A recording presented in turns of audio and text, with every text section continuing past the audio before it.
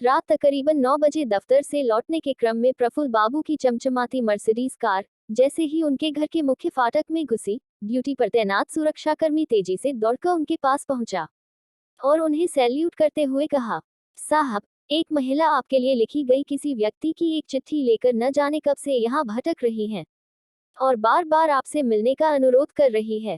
मेरे मना करने के बाद भी यहाँ से भाग नहीं रही है। उसके साथ उसका एक बच्चा भी है। प्रफुल्ल जी ने गार्ड की बातों को सुन बेहद अचरज से उस महिला को अपने नजदीक बुलाया और उससे जानना चाहा, आप कहाँ से आई हैं और मुझसे क्यों मिलना चाहती हैं? किसने मुझे ये चिट्ठी लिखी है? कपकपाते हाथों से महिला ने बिना कुछ ज्यादा बोले प्रफुल्ल जी को एक चिट्ठी पकड़ाई और फिर मध्यम आवाज में सिसकते हुए बोली, साहब, मैं अभागन बड़ी भयानक मुसीबत में हूँ। तत्काल आपकी मदद चाहिए। आपके पिताजी ने मुझे ये चिट्ठी देकर आपके पास भेजा है। मेरा इकलौता बेटा बहुत बीमार है। इसे किसी भी तरह किसी सरकारी अस्पताल में भर्ती करवा दीजिए। आपका जीवन भर उपकार रहेगा। गांव में इसके इलाज की समुचित व्यवस्था नहीं होने के कारण मजबूरी में मैं आपके पास आई हूँ। चिट्ठी देते हुए महिला प्रफुल्ल जी के सामने अपना दोनों हाथ जोड़कर खड़ी हो गई। प्रफुल्ल जी ने उस चिट्ठी को ध्यान से पढ़ा और कुछ पल के बाद बेहद गंभीर व शांत हो गए। उसके बाद वे मैली कुचैली साड़ी पहनी कभी उस महिला की तरफ अपनी आंखें फेरते तो कभी उस चिट्ठी की तरफ।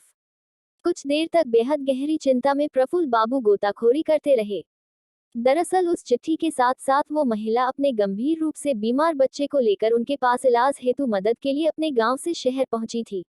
आप कब से मेरा इंतजार कर रही हैं? क्या आपने कुछ खाया है? प्रफुल्ल जी ने महिला से जानना चाहा।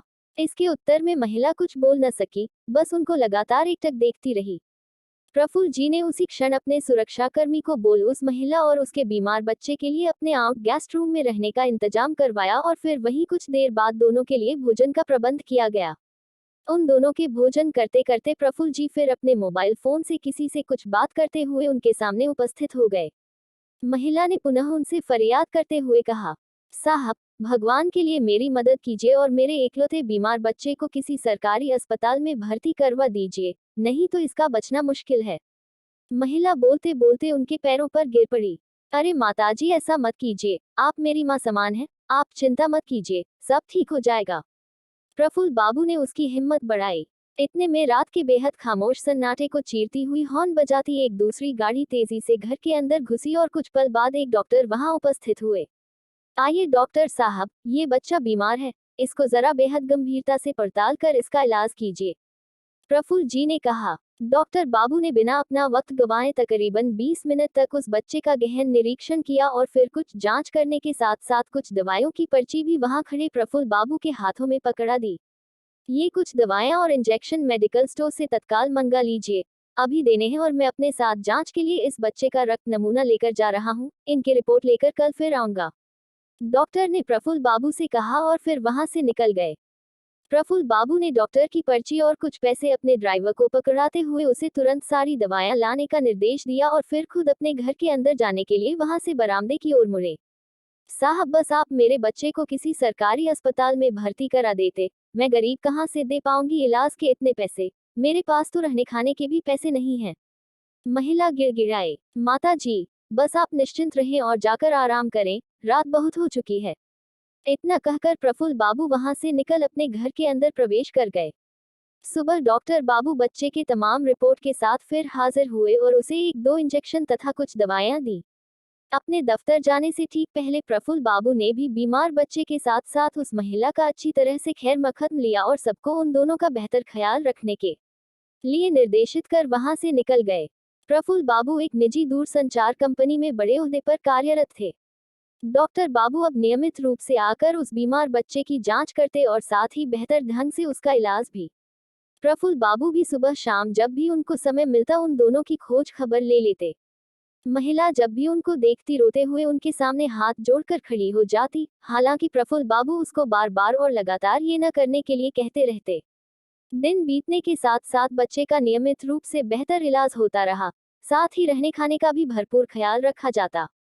तकरीबन 1 महीने के बाद जब बच्चा पूरी तरह से तंदुरुस्त हो गया तो महिला प्रफुल्ल बाबू के सामने जाकर बोली, साहब, मेरा बच्चा बिल्कुल ठीक हो चुका है, हम अब वापस अपने गांव जाना चाहते हैं।